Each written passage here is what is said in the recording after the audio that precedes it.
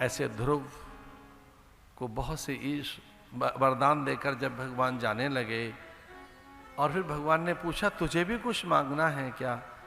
तो बालक ने कहा मेरी विमाता का मन ठीक हो, हमारे घर में एकता हो, मेरी संतानें सद्बुद्धि में रहें। आपने मुझे लंबे समय तक का वरदान दिया है। और भगवान कहने लगे जब तक तू नहीं चाहेगा तेरा शरीर नहीं मिटेगा। इच्छा मृत्यु, तू मृत्यु चाहेगा तो आएगी तेरे शरीर को, अन्यथा तो मृत्यु भी नहीं आएगी। उन्हीं की संतानों में अंग, फिर वैन, उत्कल, उत्कल से अंग, वैन, वैन बड़ा दुराचारी, उससे पृथ्वी। एक दिन षोडशी बनकर मृत्यु सामने आ गई ध्रुव के, सुकुमारी सुंदरी सी अद्भुत रूप, और पूछा था ध्रुव ने कि देवी इससे पहले कभी देखा नहीं आपको। कई हजार वर्ष तक राज्य किया ध्रुव ने। एक दिन मृत्यु श्रृंगार करके उनके पास आ गई और पूछा ध्रुव ने, अरे सुंदरी तू है कौन? तुझे देखकर बड़ा आदर करने का मन हो रहा है। तू माँ तो नहीं दिख रही है, न बहन दिख रही है, न कोई देवी दिख रही है, तू अप्सरा भी नहीं है, तू विचित्र सी कोई एक नारी, कुछ भूखी सी, कुछ प्यासी सी। ऐसा लगता है तेरी भूख कभी मिटी नहीं, तेरी प्यास कभी बुझी नहीं। तू है कौन? कुछ प्यास लगी है क्या? भूख लगी है क्या? तू चाहती क्या है? उसने कहा देव आज आप मेरा ध्यान कर रहे थे तो मैं आ गई, आज आपने मुझे याद किया तो मैं आ गई हूं आपकी सेवा में। ध्रुव ने कहा मैंने तो तुझे कभी याद नहीं किया। बोले नहीं, आज आपने पहली बार कहा कि मृत्यु क्या होती है तो मैं तो आ गई। तो तू प्यासी सी क्यों है? बोली मैं कितना रक्त पी चुकी हूं जन्मांतर से, युगों युगों से सबको निगल रही हूं, उनका रक्त पी तो रही हूं, प्यास मिटी कहां है? सबका भक्षण कर तो रही हूं, भूख मिटी कहां है? तो मैं क्या करूं? उन्होंने कहा आपको कुछ नहीं करना है, बस मेरे सर पे अपना पैर रख दीजिए, मुझे धन्य कर दीजिए। और इसके बाद क्या होगा?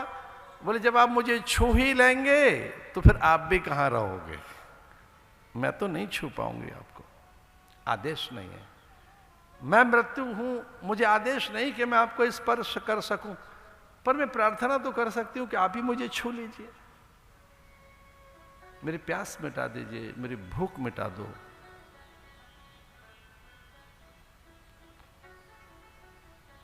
कालव्याल मुखग्रास संसार, कालव्याल मुखग्रास त्रास निर्णास हे तबे, कालव्याल मुखग्रास त्रास निर्णास हे तबे।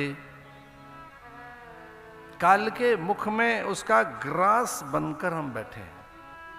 काल का जबड़ा चलता रहता है,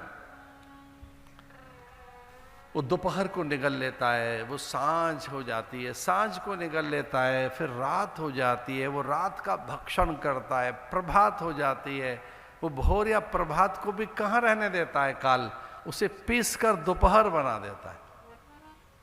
किलकारी गूंजी आंगन में, बालक हुआ है, उसके बालपन को निगल लेता है, अब वो किशोर हो गया, कैशोर गया कि तरुण हो गया, तरुणाई गई कि यौवन आया, यौवन गया कि प्रौढ़ता आई, प्रौढ़ता गई कि बुढ़ापा आया। और काल खेलता रहता है यहां सबके साथ। अंगम गलितम पलितम मुंडम दशन विहीनम जातम तुंडम वृद्धो याति घृत्वा दंडम तदपि न मुंचति आशा पिंडम। ए संसारे बहु दुस्तारे कृपया वारे पाह मुरारे भज गोविंदम भज गोविंदम गोविंदम भज मूढ़ मते। हमारी तृष्णा युवती बनी रहती है, कामना जीवंत रहती है, स्पृहा और लालसाएं कभी नहीं मरती। शरीर मर जाता है, शरीर तो मर ही जाता है। बचपन गया, बचपन है कहाँ?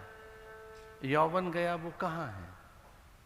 कुछ लोगों की तो प्रौढ़ता भी गई, अब बुढ़ापा है, वो कहाँ गया? हो सकता है दांत ना हो, अब आंत भी काम न कर रही हो पर चने खाने का तो मन करता है ना। अब जो वैसे दांत नहीं रह गए, आंत नहीं रह गई, पाचन तंत्र शिथिल हो गया है, पर तृष्णा तो युवती बनी हुई है, कामना तो बनी हुई है। वासना थोड़ी मरती है, वासना बूढ़ी कहाँ होती है, कामनाएं बूढ़ी कहाँ होती है। शरीर बूढ़ा हो जाएगा,